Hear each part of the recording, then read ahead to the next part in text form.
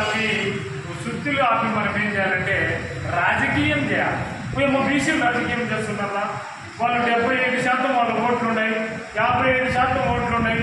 వాళ్ళందరూ ఒకటైతే మనకు ఏమి గతులు లేవు, పుట్టగతులు లేవు అనేటువంటి రాజకీయ రంగాన్ని రాజకీయం మాట్లాడి మనం రాజకీయం ఇవ్వాలి. అనేక రకాల వెంకటేశ్వర స్వామిని కూడా రాజకీయం చేసిండ్రు. ఆ లడ్డును కళ్ళ కప్పుకొని తిని అమ్మాయి వెంకటేశ్వర స్వామి లడ్డూని దర్శనాలు మేము దగ్గర పెట్టుకుందామంటే వాళ్ళు చెప్పిన గుర్తొస్తాము తండ్రి అంటే వాళ్ళు రాజకీయాన్ని ఎట్ట మలుస్తుందంటే అట్ట మలుస్తారు. మళ్ళీ మరుసనాడు తిప్పి కొడతాడు, మూడో నాడు కొడతాడు, అదే అంటారు ఇదంటారు. ఇట్లా మనం కూడా ఇంకా రాజకీయం చేయక తప్పదని మీ అందరికీ నేను తెలియజేస్తా ఉన్నా. మరి ఇంతమంది ఉన్నారు, మనం ఖచ్చితంగా ఐకమత్యం కావాలా. మేమైతే అనేక మొన్న ఐలమ్మ వర్ధంతి రోజు అక్కడ పెట్టి ఆ వాకింగ్ చేసే వాళ్ళందరినీ అయ్యా అమ్మ రాని నేను చూసుకొచ్చాను.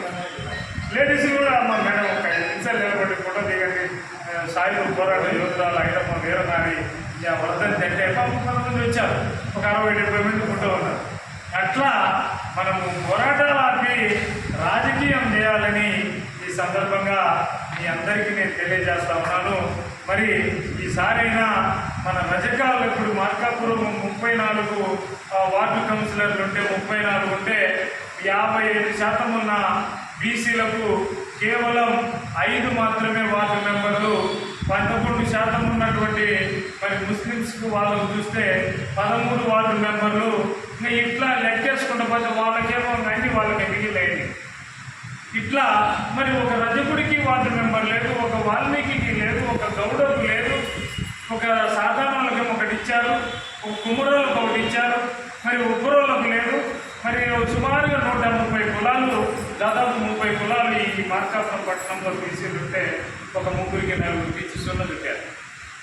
ఒకసారి నేను కూడా మున్సిపాలిటీలో అన్నీ మీరే తీసుకోండి అయ్యా మాకు వస్తారని ఒకసారి ఫస్ట్ చేయగానే ముస్లిమ్స్కి ఇచ్చిండ్రు, రెండోసారి వచ్చింది ఇంకా మీరే వేసుకోండి అన్నీ మీరే ఒకటి ఎస్సీలకు ఓసీలకు 2 వేయాలా, మహిళలకు ఇవ్వాలంటే మీరే తెలుసుకోండి అంటే మీకు ఏంటో ఇతను ఉద్యోగం ఇట్లా మాట్లాడిందని దాని మీద కొద్దిగా ఆలోచన చేసిన తర్వాత మోహన్ వాళ్ళ మద్దలకి ఇచ్చారు. సరే అట్లా మనం ఎన్లైట్ కావాలా. చరిత్ర కంటే కూడా మనము ప్రస్తుతం మనం ఏం చేయాలి, రాజకీయం మనం ఎట్లా చేద్దామని ఒక పెద్ద వర్క్షాప్ పెట్టి మనందరం కూర్చొని, ఒక మేధావులందరూ పెద్దలు అన్నలాంటి వాళ్ళు కూర్చొని మనం 2-3 గంటలు సెల్లులు ఆపుకొని చర్చ పెట్టుకొని ఒక క్యాండిడేట్ను మనం బీసీ తరఫున మార్కాపురానికి ఎవరన్నా మరి యువకుడు బాగా ఉత్సాహవంతుడు ఉండి నేను బీసీ తరఫున ఓడిపోయిన గెలిచిన నిలబడతానంటే మన క్యాండిడేట్ మనం పెట్టుకుంటే మనం రాజకీయం చేస్తాం.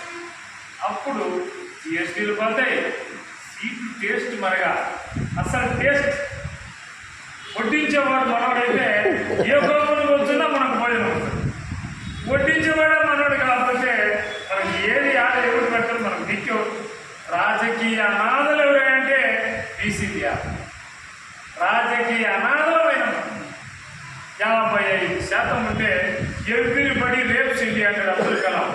అట్టనే every political party rapes BC. ప్రతి రాజకీయ పార్టీ ఏం చేస్తుందంటే బీసీలను వాడుకొని వదిలేస్తాము. 4,20,00,000 ఓట్లు ఈ రాష్ట్రంలో ఉంటే 2,20,00,000 ఓట్లు బీసీల ఓట్లు. పార్లమెంట్లో అసెంబ్లీలో అడుగుపెట్టింది ఎంతమంటే కేవలం 32 మంది 30 మంది బీసీలు ఉంటే వాళ్ళు కూడా సిట్ అంటే సిట్, శాండ్ అంటే.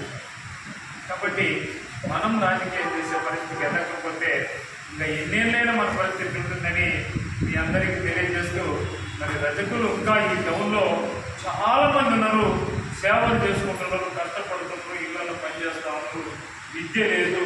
మరి వీళ్ళు అందరినీ మరి రజక కమ్యూనిటీ ఒక గ్రూప్ ఉంది కాబట్టి ఒక కుల సంఘం మీటింగ్ పెట్టి వాళ్ళందరినీ అవేర్నెస్ చేసి రాజకీయంలో వాళ్ళు కూడా ప్రాతినిధ్యం కల్పించేటట్టుగా నెక్స్ట్ అవకాశం వచ్చినప్పుడు మన బీసీల ప్రాతినిధ్యం ఎక్కువ ఉండేటట్టుగా చూసుకోవాల్సిన ఆవశ్యకత ఉందని ఈ సందర్భంగా మీ అందరికీ తెలియజేస్తూ నేను